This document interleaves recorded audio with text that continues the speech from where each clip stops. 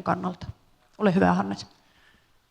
Joo, kiitoksia ja kiitos kutsusta tähän tilaisuuteen. Erittäin monipuolisia hienoja esityksiä on ollut koko aamupäivän. Ja nyt seuraavassa vähän erilainen näkökulma geenitutkimukseen ja ehkä geenitutkimuksen tulevaisuuteen kanssa. Eli niin kuin on viitattu jo aikaisemmissa luennoissa, niin kiinnostuneita ollaan tästä DNA-juosteesta ja tästä emäsjärjestyksestä ja niistä muutoksista siellä. Eli se vaihtelu siellä liittyy sitten toisinaan sairauksiin ja toisinaan ei. Ja siihen on sitten kehitetty erilaisia teknologioita. Me ollaan myöskin geenitutkimuksessa laajemmin kiinnostuneita tätä emäsjärjestyksen lisäksi myöskin muusta geenisäätöstä. Puhutaan epigenetiikasta, johon on vähän viitattu täällä kanssa, mutta erittäin kasvava tärkeä alue. Eli miten ympäristötekijät säätelee meidän geenien toimintaa. Sillä ei ole välttämättä mitään tekemistä tuon emäsjärjestyksen kanssa. Eli meidän täytyy yhtä aikaa pystyä tutkimaan sekä tuota emäsjärjestystä että myöskin tätä epigenetiikkaa ja yhdistää tätä ympäristö- ja geenivuorovaikutuksia. Nyt semmoinen yksi fundamentaali asia, mikä on tullut täälläkin luennoilla aikaisemmin, että me vielä tunnetaan aika heikosti, että mitä nämä erilaiset geenit tekevät. Ihmisen perimässä on reilut 20 000 geeniä. Moneen niistä niin me ei tiedä, että mitä ne siellä elimistössä tekee, liittyykö ne johonkin sairauksiin ja muuhun. Eli jatkuvasti löytyy uusia tämmöisiä assosiaatioita. Ja jotta me ymmärrettäisiin paremmin geenien toimintaa, niin tarvitaan monenlaisia eläinmalleja. Tässä kuvassa on esimerkkejä. Amerikassa muuten nyt lopetettiin nämä simpanssitutkimukset, eli näitä kädellisiä on aika kauan tutkittu. Ja nyt todettiin, että nyt meillä on riittävästi muita malleja, joissa jatketaan. Aika haastavaa niitä on ylläpitää ja niin edelleen. Mutta meillä on paljon erilaisia laboratoriomalleja, täällä on ympyrämatoja ja muita, jotka tunnetaan solun tarkkoilla erittäin tarkasti. Ja niiden perimää voidaan sitten muokata ja tutkia geenien toimintaa. Mutta tuosta kuvasta puuttuu yksi tärkeä laji, jonka aikoinaan jo Voltaire 1700-luvulla totesi. Eli sieltä puuttuu se meidän paras ystävämme, eli se koira. Ja tämä on ehkä ensimmäinen kirjallinen merkintä, missä koira on kutsuttu parhaaksi ystäväksi. Mä veikkaan, että koira on kulkenut itse asiassa meidän kanssa kymmeniä tuhansia vuosia, että joku on kokenut varmaan samaa yhteyttä jo aikaisemmin kuin Voltaire, mutta tässä tämmöinen kirjallinen merkintä. Ja nyt yksi merkittävä historiallinen tapahtuma, mitä tässä 2000-luvun alussa on todennettu, niin on nämä geenikartat, jotka on tullut siis noihin mallieläimiin ihmiselle ja sitten näihin tyypillisiin hiiriin ja rottiin. Mutta tästä eteenpäin niin meillä on kymmenien nisäkkäiden kokonaiset perimät. Meillä on jopa mammutin perimät, eli Siberia ikiäästä saatu, ja sitten todetaan, että mammutti on aika lähellä elefanttia ja niin edelleen. Me eletään historiallista tilannetta tavallaan, että meillä on geenitietoa olemassa valtavasta määrästä eläinlajeja. Ja me eletään todella herkullisessa tilanteessa geenitutkimuksen kannalta. Me nyt ensin päästään niin kuin ymmärtää ainutlaatuisella tavalla, että mitä nämä geenit tekee. Lyhyesti geenikartoista sen verran, että silloin kun geenit perimässä jostakin lajista sekvensoidaan, niin meille syntyy tämmöisiä geeniteknologisia työkaluja sille lajille. Eli syntyy markkereita, niin me voidaan pystyä selkeän tutkimaan niitä sen lajin sairauksia tai ominaisuuksia, kaikkia perinnöllisiä asioita tämän teknologian avulla. Eli se geenikartta tarvitaan, jotta nämä tutkimukset olisi mahdollisia. Ja nyt tietysti jo ennen kuin ihmisen perimä kartoitettiin, monet tutkijat olivat sitä mieltä, että meidän pitäisi oikeasti aloittaa koirista, koska me nähdään täällä ainutlaatuinen kirjo erilaisia fenotyyppejä. Esimerkiksi pienimmin ja suurimman koiran välinen koko ero saattaa olla 100-kertainen. Mitkä geenit sen selittää, minkälaisia tekijöitä siellä? Tänä päivänä me tunnetaan, että siellä on ainakin 6 geeniä, jotka selittää puolet siitä asiasta ja samantyyppisiä geenejä, mitä ihmisen pituuskasvuun liittyy. Mutta täällä on valtava määrä muunlaista variaatiota. Ja sitten jos mietitte tuota sanaa käyttäytyminen, mitä me tiedetään käyttäytymistutkimuksesta, mitkä geenit ohjaa meidän käyttäytymistä ja taipumuksia? Ei juuri mitään. Ja väitän, että koirat on siihen fantastinen ja ainutlaatuinen materiaali. Meillä on kyllä hiirimalleja ja muuta, mutta ei ne käyttäydy. Tässä on hauska yksi fenotyyppi, meillä on täällä sukutaulut. Ainoa ero näissä tässä rodussa, että toisella on pystyt korvat, toisella luppakorvat. Tunnistamalla tuon geeni me saatettaisiin päästä vaikka rustobiologian kiinni ja selittää sinne liittyviä geenejä ja muita. Eli voidaan monella tavalla hyödyntää. Tässä on lyhyesti vain joitakin etuja, joita meillä on koirien geenitutkimuksessa suhteessa esimerkiksi ihmiseen. Ja yksi, mikä sieltä nousee, niin on tämä ainutlaatuinen populaatiohistoria. Eli kaikki rodut polveutuu harmaasudesta. Siitä nyt taistellaan, että mistä päin ne on lähtöisin. Mutta että siihenkin varmaan tulee tarkennusta lähiaikoina. Mutta sitten meillä on valtava määrä erilaisia rotuja, itse asiassa satoja. Ja viimeisen 50 vuoden aikana useimmat näistä kehitetty. Tässä on julkaisu, joka on kohta tulossa ulos. Tässä on yksi esimerkki, että todennäköisesti kiinalaiset keksivät ruutin ja monen muunkin asian, todennäköisesti myöskin koirat. Mutta se ehkä tarkentuu.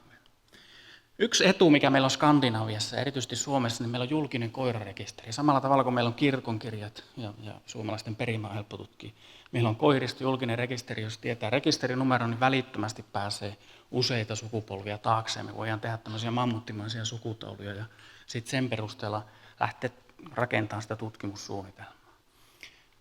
Koolla on tässä tapauksessa myöskin väliä, jos me mietitään esimerkiksi meidän perinteisiä jyrsijämalleja, niin meillä on koira on iso. Se on fysiologisesti huomattavasti lähempänä elintoiminnoiltaan ihmistä kuin nämä jyrsijämallit. Monet taudit kehittyy samalla tavalla.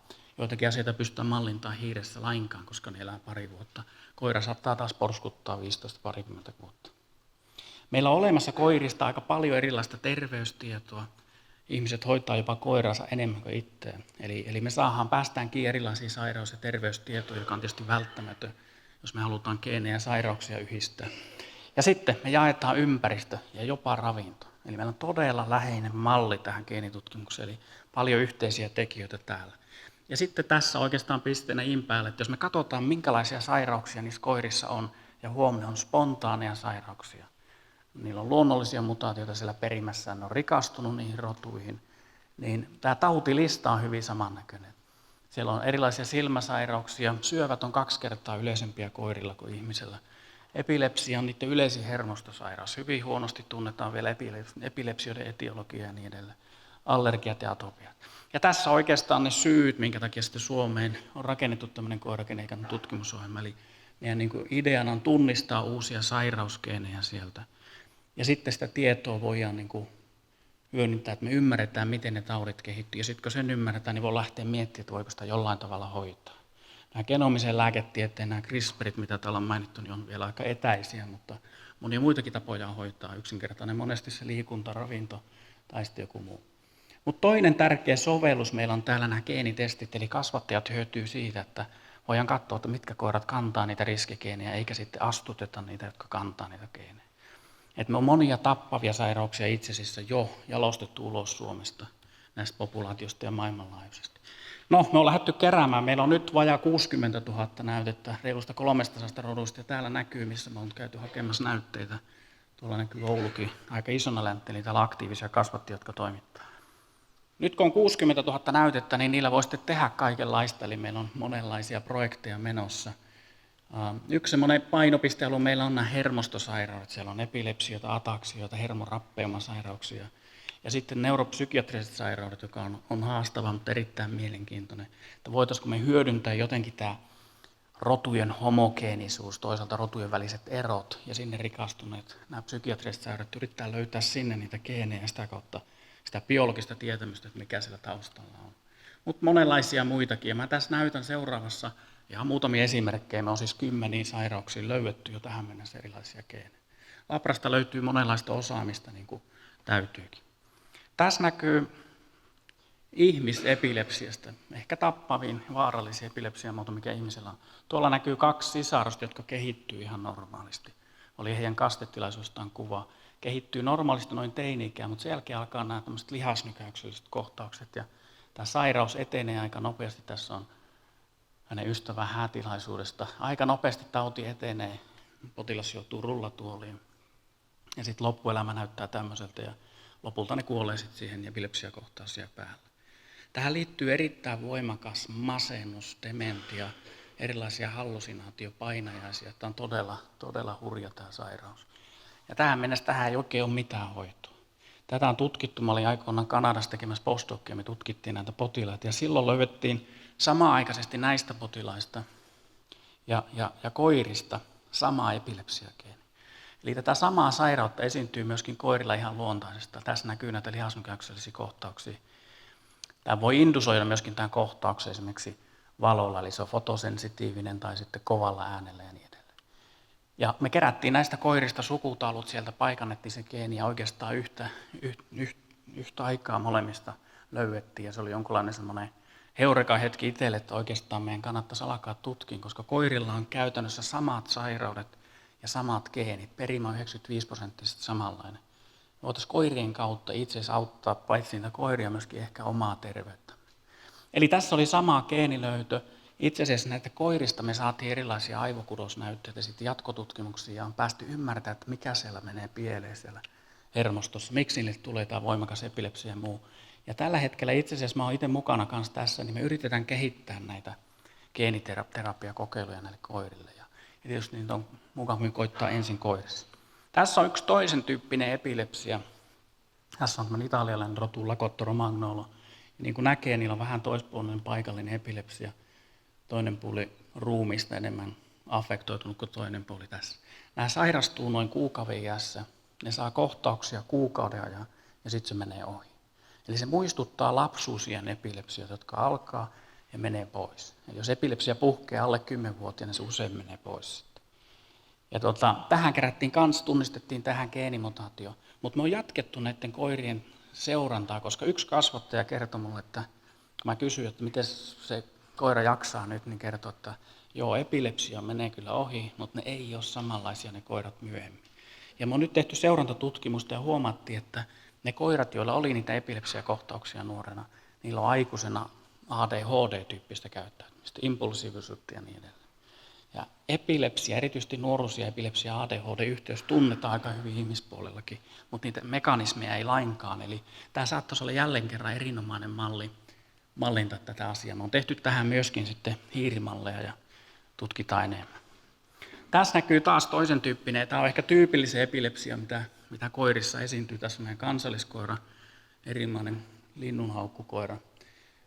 Vähän on populaatio laskussa, mutta tässä näkyy tämä kohtaus, eli tässä on menossa jo tämän kohtauksen yleistynyt vaihe. Tästä edeltää semmoinen auravaihe ja paikallinen, tämä monesti alkaa etu- tai takajaloista ja sitten se näyttää tuolta hurjalta. Tuo kohtaus saattaa kestää minuuttitolokulla.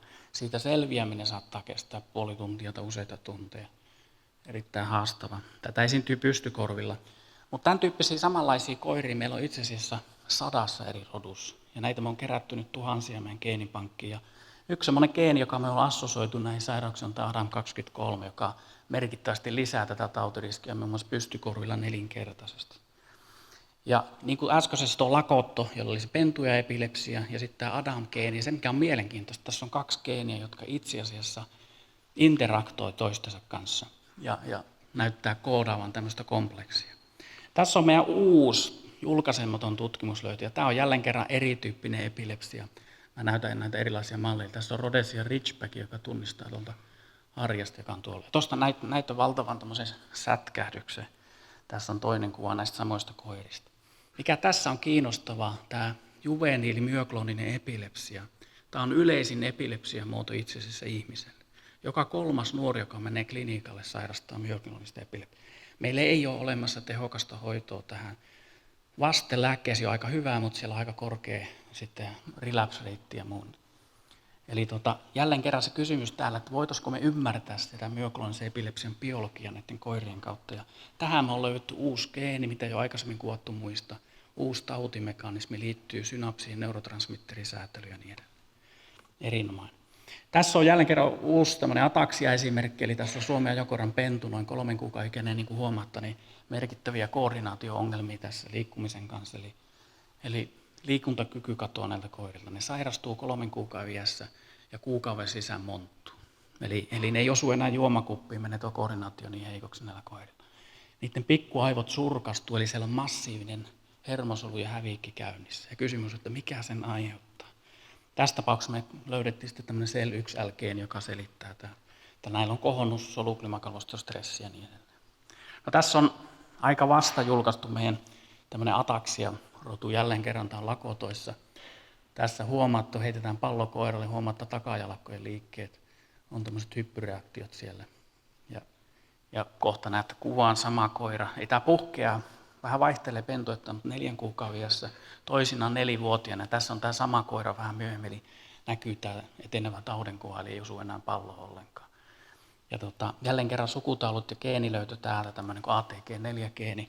Tämä on siis uusi geeni, joka liittyy hermoroppeuma-sairauksiin, mihin liittyy esimerkiksi Parkinsonit, Alzheimerit ja niin edelleen. Eli aika paljon tälleen kerran. Me julkaistiin tämä ja pari kuukautta sen jälkeen Amerikasta otettiin yhteyttä, että heillä on tämmöinen 4-vuotias pikkupoika, jolla itse asiassa näyttäisi olevan geenivirhe tässä samassa geenissä.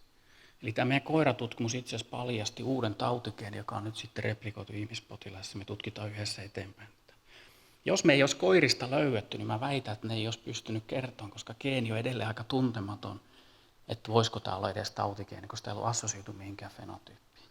Eli tässä on yksi esimerkki. Nyt kun ollaan Oulussa ja tutkitaan paljon kollageeneita ja Oulu on maailman tunnetun kollageenikaupunki, niin mekin tutkitaan kollageeneja koirissa, ja tässä näkyy vakava ihorakkulatauti epidermolysis bullosa, joka liittyy kollageeninäänenvaihduntaan, ja vasta tunnistettiin sama sairaus koirilta. Nämä itse asiassa menehtyy myöskin tähän rakkulatautiin. Ja sama geeni löytyy näistä, me ollaan julkaisemassa täällä, siellä on kollageeni 7 tyyppi. Sitten puhuttiin jossakin luennolla mukopolysakkaridosista, mä laitoin tähän videon tässä, eli vaikea luustosairaus. Tuossa näkyy normaali pentu, ja täällä on tämmöinen sairastunut pentu, joka ei käytännössä koskaan nousi jaloilleen tuosta 7 viikon ikäinen ja menee monttuun. Tästä me tunnistettiin geeni tyyppi 7 mukopolysakkaisuus tämmöistä PUS-geenistä, joka on tunnettu ihmisille vastaava sairaus. Eli jälleen kerran sama sairaus, sama geeni, koira ja ihminen. Ihan lopuksi, niin tässä, että onko tämä koirien geneettinen tulevaisuus, eli jälleen kerran kiinalaiset on nopeasti tullut tieteen eturintamaan myöskin ja tulossa.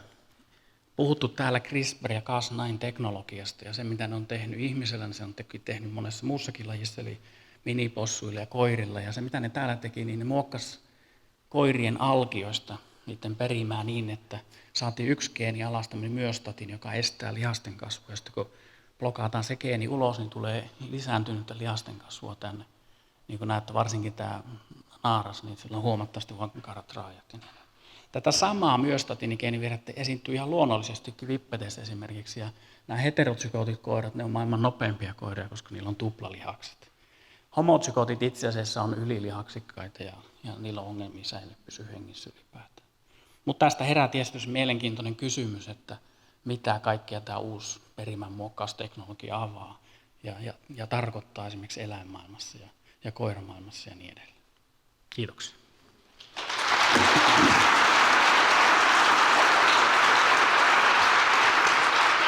Kiitos paljon, Hannes.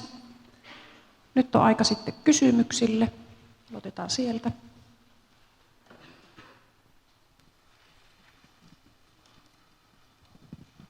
Joo, kiitos oikein hyvästä esitelmästä. Sellainen kysymys tuosta epilepsian tautidiagnostiikasta. Eli kun ihmisellä tällä hetkellä erotetaan näistä myoklonaalisista yleistyvistä epilepsioista käytännössä Unverricht-Lundborgin epilepsia, eli se mikä käytännössä näkyy siinä ensin, mikä vie on pyörätuolikasvishauta, ja sitten on tämä juveniilimyoklonus, niin oletteko te, kun olette nyt löytänyt sen juveniilimyoklonuksen geenin tai löytämässä, niin onko teillä siitä minkäänlaista tietoa, että tuleeko teillä tämmöinen perinnöllisiin sairauksiin niin kuin sitten tautidiagnostiikat voitaisiin määrittää, että onko perinnöllinen alttius sitten sille juveniilille myoklonukselle ihmisillä? Erinomainen kysymys. Ja meillä on tällä hetkellä, siis me on tunnistettu se geeni, nyt se on perinnöllinen koirissa ja liittyy tähän juveniilisen myoklooniseen epilepsiaan, mutta mä oon nyt jo keräämässä, mä oon ottanut yhteyttä Eurooppaan suurimpiin epilepsiapotilaskohortteihin, Itävaltaan, Pohjois-Amerikkaan, ja me kerätään, ja Suomessa tietysti kerätään erilaisia juveniilimyoklonikeisiä, me sekvensoidaan tämä sama geeni ihmispotilasta ja katsotaan, kuinka laaja ja yleinen se on ihmispopulaatiossa. Jos se löytyy, se tarkoittaa diagnostista läpimurtoa toki sille ryhmälle myoklonisia potilaita, ja silloin niillä on geenitesti olemassa, koirathan sen sai jo. Mutta tärkeämpi siellä on vielä päästä ymmärtämään sitä geenistä, sitä tautimekanismia, mikä jälleen kerran menee siellä hermostossa pieleen. Tällä hetkellä meidän geeni osoittaa, se oli tosi jännittävä, sinne synapsien toiminta ja siellä on joku uusi. Meillä on itse asiassa alustava ehdotus, mikä saattaisi olla, että saattaisi olla markkinoilla olemassa oleva lääkemolekyyli, jolla sitä saattaisi ehkä jopa modifioida. Mutta tämä on se hienous tässä tutkimuksessa, eli me voidaan löytää tämmöisiä eksoottisia fenotyyppiä koirista ja päästä siihen tautimekanismiin. Kenties voitaisiin näillä samoilla koirilla kokeilla sitä ja tunnettua lääkettä. Jos se niihin tehoaa, niin silloin me ollaan jo todella iso askel lähempänä myöskin hoitoa ihmispuolella. Eikä välttämättä tarvitse mennä jyrsiämälle ja ollenkaan muuta. Eli mä uskon, että jatkossa, ja mä uskon, että Suomi voisi itse asiassa olla johtava maa tämmöisessä prekliinisessä hoitokokeilussa myöskin koirien kautta, koska omistajat yleensä koirille meille hirveästi erilaisia hoitoja ollenkaan, että ne mielellään varmaan osallistuvat tämmöiseen hoitokokeiluun. Eli seuraavan 10 vuoden aikana mä yritän työntää tätä tutkimusta niin kuin eteenpäin, että päästään myöskin näistä niin kuin peruslöydöksistä sinne kliinisen puolelle ja tuomaan niitä uusia translaatioita sitten ihmispuolelle. Lisää kysymyksiä? Helena. Joo, kiitos. mä jotenkin rupesin ajattelemaan, että jollakin ihan omituisella tavalla tuntuu ikään kuin eettiset ongelmat tulisi vielä mutkikkaammiksi, kun puhutaan koirista kuin ihmisistä. Et silloin kun ajatellaan tätä geenimanipulaatiota ja just näitä kiinalaisten jännittäviä geenieditointitemppuja, että jollain lailla, jos jotain tehdään alkiolle tai sikiölle tai lapselle tai aikuiselle, niin me ihmisinä pystytään edes jollain lailla niin kuin kuvittelemaan, mitä me ollaan tekemässä ja edes niin kuin keskustelemaan siitä aiheesta, mutta tuntuu, että kun tietää, mitä kaikkea koirien jalostuksessa on vuosisatojen kuluessa tehty, kaikkia kamalia juttuja, niin ihmisten iloksi, niin se on aika pelottava näköala ja on tosi hienoa, että ymmärtääkseni tutkijoilla on tässä niin kuin vahvasti tämmöisiä eettisiä keskustelunäkökulmia. Joo, kiinalaiset on tehnyt samanlaisia perimämuokkauksia myöskin pikku mini-possuille, jotka ne myy sitten hoitokokeilujen muiden jälkeen asiakkaille tai ihmisille, jotka haluaisivat ostaa. Näitä koirista ne sanoo, että niitä ne ei luovuta kenellekään, että ne pitää. Meillä on aika erilainen koirakulttuuri itse asiassa ympäri maailmaa, että noita tuplalihaskoiria, myostatiinimutantteja, niitä kasvatetaan Pohjois-Koreassa ruuaksi, koska niillä on hyvin paljon lihasta siellä ja lihaksesta saa proteiinia ja niin edelleen. Kiinassa syötiin pitkään koiria. Mäkin olin käymässä ja kysyin ravintolasta, onko täällä mahdollista maistaa koiratutkijana. Mutta ei semmoista löytynyt. Ehkä semmoista jotain muuta keinoa keksiä, että se olisi löytynyt jostain. Mutta meillä on erilainen kulttuuri ja erilainen suhtautumistapa ja kiinalaiset tekee näitä etunenässä. Me ei olla itse menossa tuohon suuntaan lainkaan, mutta kyllähän tuosta villiä visiota tulee, että mitä jos meillä on huikea 100 000 kultainen noutaja, jolla on joku vakava sairaus, että voitaisiko me sitten sen jälkeläisten alkioita muokata ja korjata ne pois ja pitää muuten se huippukoira elossa. Eli voitaisiko me puhistaa näitä rotuja näistä vakavista tautialleista, mitä täällä on. Niin kuin teoriassa ja käytännössäkin osoitettu, että se olisi varmaan mahdollista, ei se yksinkertaista. Tuossakin koirakokeilussa niillä oli 27 alkiota, josta 2 selvisi eteenpäin. Että alussa ollaan, mutta nämähän teknologia kehittyy ja tarkkuutta tulee. Ja mä luulen, että tuo geenien ja niin kuin eläinten perimämuokkaus tulee erityisen suuri olen tuotantoeläimissä. Että jos me lasketaan niin, että sulla on possu, jonka perimää muokkailemassa saat siihen vaikka kilon lisää lihaa. Ja possuja tuotetaan maailmassa useita miljardeja vuosittain. Ja sitten kauppiaana sä mietit sitä kilohintaa, jos se on vaikka 3 euroa kilo, ja sä saat miljardia kertaa 3 kiloa kertaa 3 euroa, niin puhutaan miljardien bisneksestä. Eli se kiusaus lähteä muokkaamaan sitä, niin on tietysti erityisen suuri. Ja toisaalta se saattaa pelastaa ihmiskunnan nälästä. Eli kiinalaisilla on aika isoja suunnitelmia, mitä mä tuossa viime viikolla lueskelin, esimerkiksi nautojen jalostuksen suhteen, eli siellä aiotaan niiden perimään puuttua ja isosti. Ja yleensä ne tekee aika isosti, kun ne lähtee siihen mukaan. Kyllä tässä tutkijoilla on vastuu ja tietysti siellä on semmoista eksperimentaalista, että niillä kiinnostaa myöskin nämä tautimallit, eli voitaisiin niin koirassa fysiologisesti relevantissa mallissa mallintaa vaikeita sairauksia ja oppia sieltä uutta. Mutta kyllä tässä eettistä keskustelua riittää siinä. Toisaalta voi keskustella, että me on jalostettu aika paljon sairaita koiria ja nythän me tutkimuksen kautta on tuotettu paljon geenitestejä itse asiassa maailmanlaajuisen jakelun ja yritetään niitä karsia nyt sieltä pois sitten ja estää. Se on monipiippunen kysymys, joo. Seuraava kysymys tuonne taakse. Kiitos oikein mielenkiintoisesta esityksestä ja olisin kysynyt tämmöistä, että mainitsitte tämän Parkinsonin taudin, niin minkälaisia näkymiä tässä koiratutkimuksessa on Parkinsonin taudin suhteen? Joo, hyvä kysymys. Itse asiassa niin koiristakin on tunnistettu ihan aito Parkinsonin tauti, johon liittyy Parkin 2-geenin mutaatiot, joita on tunnitaan ihmispotilasta kanssa. Se on hyvin pieni kolonia ja mä en tiedä, saiko ne Amerikassa piettyä sitä yllä, eli se oli hyvin harvinainen siellä. Mä viittasin tuossa enemmänkin hermorappeumasairauksien kautta siihen Parkinsoniin, eli hermorappeumasairauksiin kuuluu iso määrä erilaisia sairauksia, eli hermosolut kuolee jostakin syystä, ja meillä olisi kova ja iso tarve ymmärtää, että mistä syystä hermosolut voi lähteä kuolemaan. Ja sitten kun me se ymmärretään, niin me voidaan lähteä miettimään, että voidaanko me jotenkin sitä hidastaa tai estää tai muuta, eli käytännössä puhutaan sitten sen lääkehoidon kehittämisestä. Eli tuossa on yksi tuo tautimalli, mikä me tuolta löyttiin, liittyy semmoiseen autofagosomien muodostumiseen ja sinne pathwayhin. Eli se on tavallaan uusi tautimekanismi ja sen yleisyyttä sitten eri hermostorappeumasairauksissa selvitetään jatkotutkimuksessa.